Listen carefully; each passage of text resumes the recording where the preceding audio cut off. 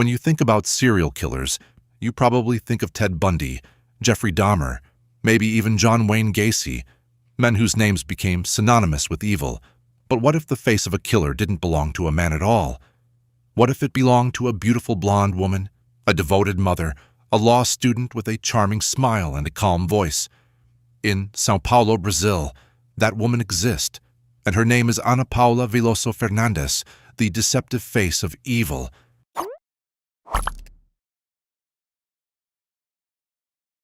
In São Paulo, Brazil, a monster was lurking in plain sight, one who didn't hide in the shadows, but behind a smile. Her deception was her beauty, her charm, and her intelligence. Few could have imagined that beneath the polished surface of a law student and mother was a cold, calculating serial killer. Her neighbors described her as beautiful, intelligent, the kind of woman who seemed to have her life perfectly together. But behind that smile was something monstrous. In the span of just a few months, people around her began to die, one by one, poisoned, suffocated, or left to rot in silence. And when police finally uncovered the truth, they realized she hadn't just been studying law. She'd been studying how to get away with murder. This is the story of Ana Paula Veloso Fernandes, Brazil's most chilling case of charm, control, and cold-blooded killing. On October 2025, police in São Paulo, Brazil, formally arrested Ana Paula Veloso Fernandes as suspicions regarding multiple unexplained deaths coalesced into a full-blown homicide investigation. The arrest came after forensic teams linked her to a trail of poisonings and the decomposed body of her landlord, Marcelo Hari Fonseca, whose corpse had remained hidden inside her home for 5 days. Authorities say the breakthrough occurred once Marcelo's case was reopened, spurred by his daughter's insistence, and additional forensic evidence connected her to at least 3 more suspicious deaths across São Paulo and Rio de Janeiro. In interviews, Ana Paula remained composed and offered partial confessions, admitting to concealing Marcelo's body and burning the sofa, while denying direct involvement in the poisonings. As she was taken into custody under preventive detention, investigators warned she may not be done, and that her case could be one of Brazil's most chilling examples of cunning, multi-modus serial murder. In the beginning, nothing about Ana Paula Veloso Fernandes seemed out of the ordinary.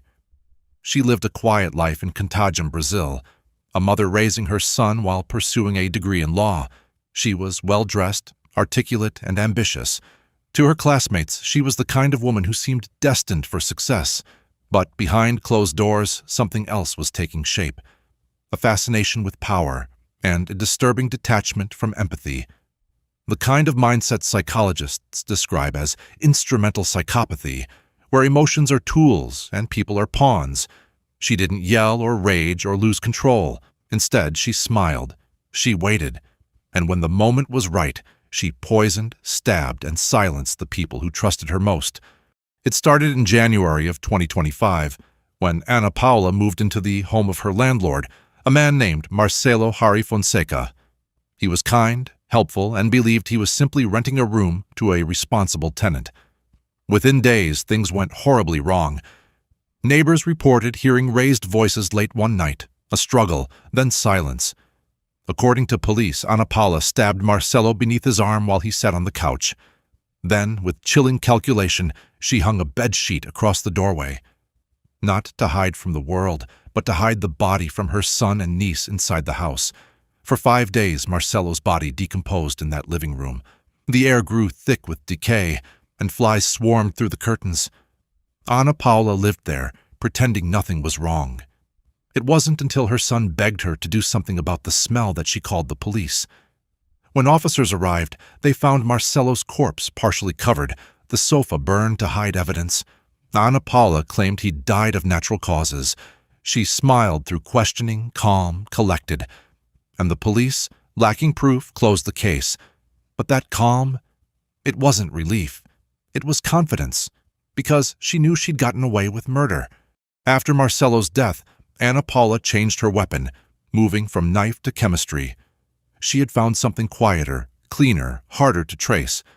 Over the next few months, 3 more people died mysteriously after eating or drinking things she'd prepared. Investigators would later find traces of terbufos, a banned agricultural pesticide known for its lethality. The first poisoning was Maria Aparecida Rodriguez, who died after sharing coffee at Ana Paula's home. Hours later, she collapsed. Ana Paula was, once again, the last person to see her alive, and the first to call for help. Next came Neil Correa da Silva, a man whose own daughter, Michelle Paiva, allegedly conspired with Ana Paula to kill him. The payment was made under the guise of a TCC, a code used in Brazilian universities to refer to a final thesis. In reality, it was shorthand for murder for hire. The pattern grew clearer with each death. The victims all trusted Ana Paula. They all shared food or drink with her, and each time she carefully inserted herself into the aftermath, weeping, performing grief, controlling the story. Then came her third known victim, Hader Mahazris, a 21-year-old ex-boyfriend. When he tried to move on, she faked a pregnancy to lure him back. She met him one night, smiling sweetly, and handed him a milkshake. Within hours, he was dead. Police say she tested her poison on dogs first, 10 of them, to perfect her formula. Every death was an experiment, every life a data point. For Ana Paula, killing wasn't a mistake. It was a process. Poisoners are unlike other killers. They don't strike in rage. They plan. They calculate. The act itself is invisible, intimate, and deeply personal. It requires trust. You have to hand someone their death and convince them to drink it willingly. That's what makes Ana Paula so terrifying. She weaponized familiarity. She used hospitality as a trap. The poison was just the tool. The real murder happened the moment her victims believed her. Investigators found she was deliberate, even theatrical. She wanted to witness the suffering she caused. In several cases, she was present as her victims grew ill, quietly observing, never breaking composure. Police Chief Halison Ideao described her as cold, remorseless, and visibly satisfied. He said, "She wants to kill. There is no hesitation, only calculation. And afterward, she doesn't run. She stays close to the body." As the deaths stacked up, Ana Paula's confidence grew. She began to involve others, including her twin sister, Roberta Cristina Veloso Fernandes, and the daughter of one of her victims, Michelle Paiva. To the outside world, they were friends and students, but behind encrypted messages and coded transactions, they plotted death. The TCC code became their language of murder, a way to conceal payments and communications under the cover of academia.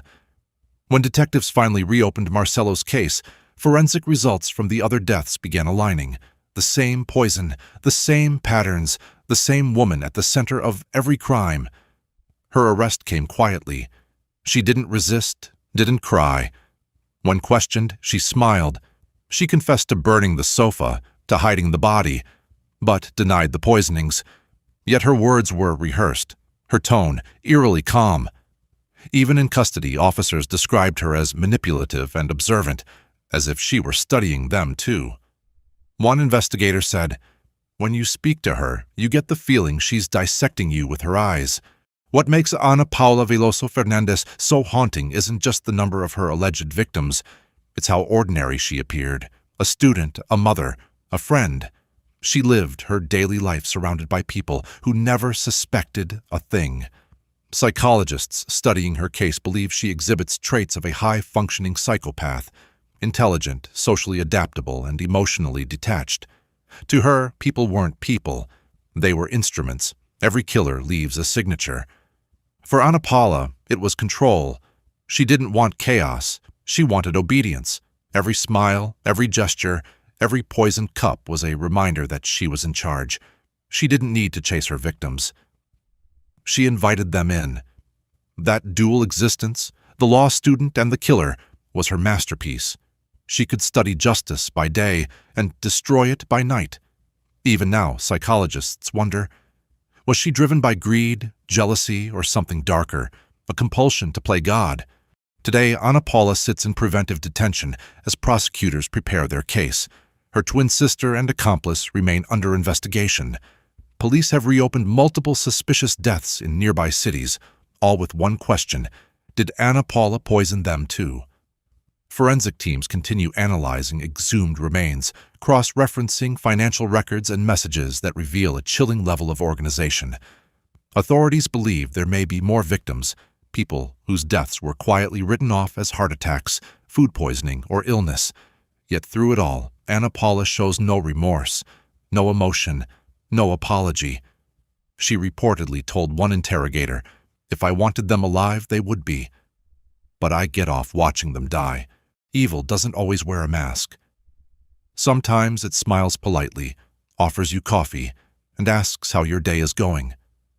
Ana Paula Veloso Fernandes reminds us that monsters can exist in plain sight, that the face of death can look like the girl next door.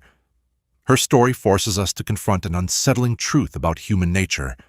Some people don't kill out of anger or desperation. They kill out of curiosity, for control, for pleasure.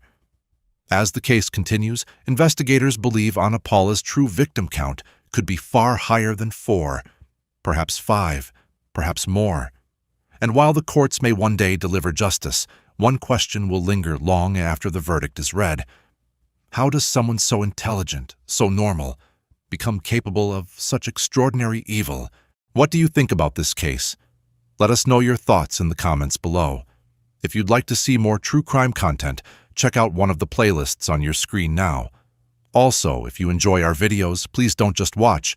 Take a second to like and subscribe to our channel.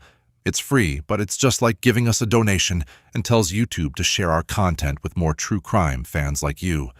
Your support helps us keep bringing you raw, unfiltered true crime stories. Thank you, and we'll see you at the next video.